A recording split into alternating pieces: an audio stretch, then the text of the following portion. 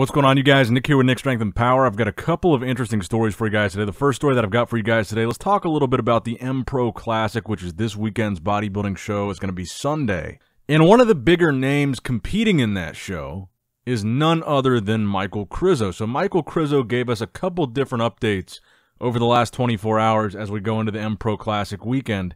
So the main updates that a lot of people were talking about from Krizo were the updates from the back. He did a back double bicep and kind of a just transition maybe into a back lat spread where he's got his arms down kind of parallel to his side.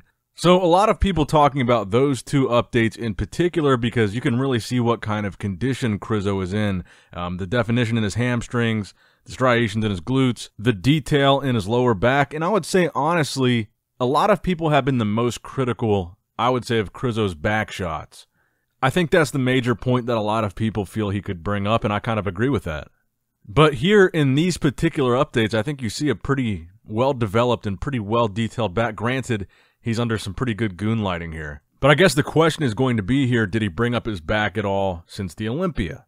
My opinion, these updates are a really good sign for Michal Krizo. We also got a side chest from Michal Krizo, and I wanted to show this one because it shows off his size. And the main thing that Krizo has been known for is his overwhelming size. He's a really big guy. He's a taller guy. He's a mass monster. He's got that mass monster stage presence. And the fact that we're seeing these updates where he's got these striated glutes, these detailed separated hamstrings, this detailed lower back, that crazy vascularity that he's got in his arms and shoulders, the striations in his chest that you can see here in this side chest, he's just a very overwhelmingly big guy. And the fact that in these updates he looks so conditioned, I think is a pretty good sign. And honestly, he's still my pick to win this show. And this isn't a bad lineup. This is actually a pretty good international lineup, but I've got a really hard time thinking that any of these guys are going to beat Krizo if Krizo is on. I'd say he'd have to be pretty off. I think this is his show to lose. And for example, we got another kind of preview here of Joan Pradels next to Michal Krizo, and Joan is kind of that younger guy that we've been talking about. And one of the things that I said about Joan, I think the last time we talked about him was I felt like he needed to bring up his lower body, and you can see on stage him and Michal Krizo, they showed the wheels off, and I think Krizo is blowing his away. Not only are Krizo's quads bigger, but they're more separated, just these deeper separations, more detailed. I honestly kind of have a feeling here that we're going to see a version of Michal Krizo so good that it kind of reignites this conversation and this hype about Krizo. How can he do at the Olympia? Can he crack the top 10? Could he crack the first call out? I think he's going to look really good here. I think he's going to win, and I think a lot of people are going to be talking about Krizo when this show is over. Now, on the flip side of that, if for some reason he loses this show, I think that's a pretty big setback for Krizo considering this lineup. And again, it's not a bad lineup, but if Krizo were to lose this show, I think people would start to be reconsidering him as a real top 10 threat at the Olympia this year.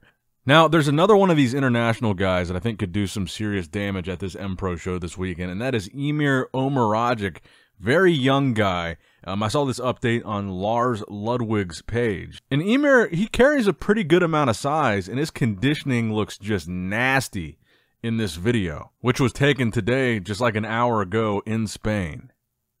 He looks grainy, he looks vascular, he looks hard. And I think, honestly, he looks a little bit sharper than Krizo does. But I think Krizo overall has significantly more size and a significantly better shape than Emir. And a little bit more mature muscle, because I think Krizo is probably 10 years older than Emir Omeragic, at least. But look, honestly, I'm really excited to watch this Empro Classic this weekend. Pretty good lineup, like I said. It's going to be pretty competitive. And it's going to be a battle for the Olympia qualification. Like I said, with these international shows, sometimes it really brings out some of the top-tier international competitors because it's easier for them to go to a show in Spain than it is to come all the way to the States and compete. And these Olympia qualifying opportunities internationally are a lot more few and far between than here in the States. So the ones that do exist outside of the U.S., I feel like a lot of people that compete and live outside of the U.S. try to take advantage of those. So that's why oftentimes you see really competitive lineups at shows like this. And I think this is going to be no exception to that. This is going to be a really good competitive show. And I think a lot of these guys are going to bring it. Now, next up in the news, I wanted to talk about the Miracle Bear again. None other than Urs Kalecinski. So we got another physique update from Urs, and I think this is just even more impressive knowing that he says he weighs 275 pounds right now. So in this recent update, you can see cross striations in his quad, which, generally speaking, like striated glutes or separated hamstrings, this is an indicator in a competition of really good conditioning. Wow, that guy's got striated quads. He's in such good shape. His skin's so thin, you can see those fibers going across from the side. So if that's really what Urs is weighing, which is really big for a classic physique guy, we talk about 300 pounds being kind of like this gold standard of a mass monster in open bodybuilding. For a classic guy like Urs to be 275, just kind of a stone skip away from that 300 pounds, and for him to still be this lean and still have that much detail in his quads. Look how vascular he still is in the upper body and in his arms and shoulders. I mean, there's no way around it. It's impressive.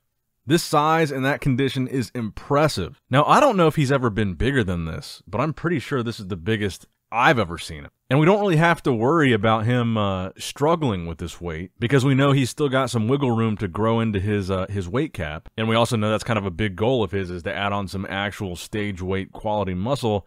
And this seems to be how he's doing that. I just think it's really cool and impressive to see how a guy like Urs, how young and how driven he is, and the amount of progress that he's made just since the Arnold. We just saw him on stage in March, like 4 months ago.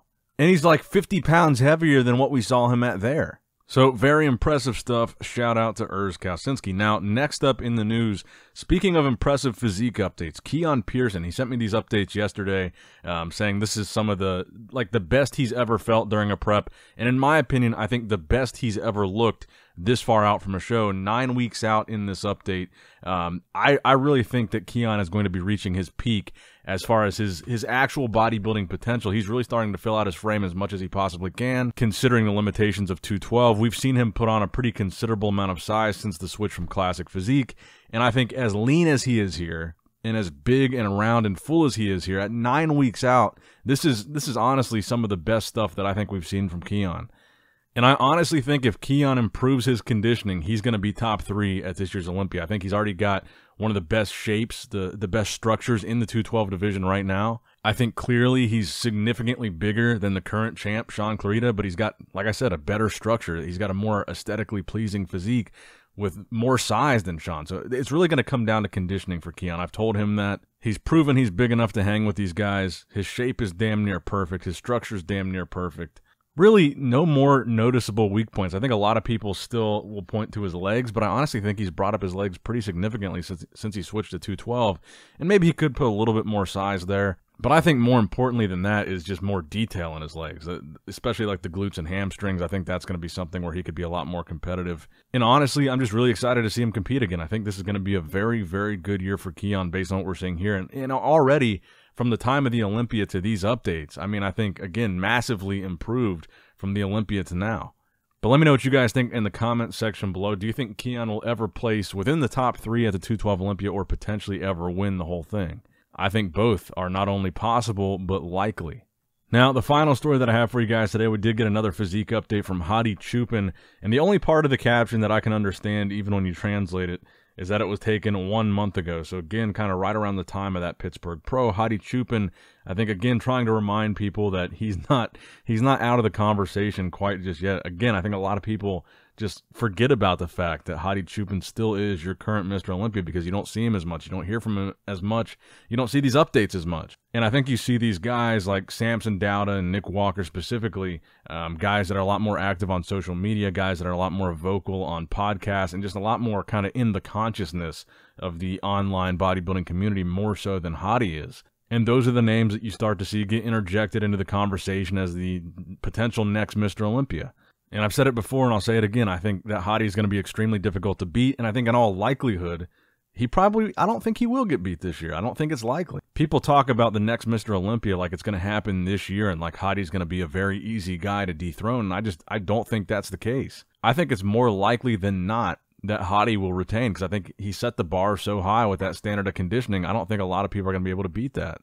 But it's always good to get an update from the champ nonetheless. Now, that's going to wrap it up for the video today, guys. I hope you did, in fact, enjoy it. Make sure you leave a like, subscribe, click the bell notification, all that good stuff. And as always, I love you guys. Appreciate you guys. Nick Strength and Power. All right, guys, don't forget to click that like button and subscribe to this channel if you enjoy the content. Also, check out my Instagram at Nick Strength Power. my Facebook page, which is simply Nick Strength and Power, my secondary YouTube channel, Nick Strength and Vlogs, for vlogs and bonus content that you will not see on this channel, and consider subscribing to my third YouTube channel, Nick Strength and Pokemon, which is all things Pokemon and trading card games, completely unrelated to this channel. So if you're into that, give that one a look, and all links to merchandise and social media will be in the description box below. If you guys want a Nick Strength and Power t-shirt, that will be in the Shopify link below. Have a great day.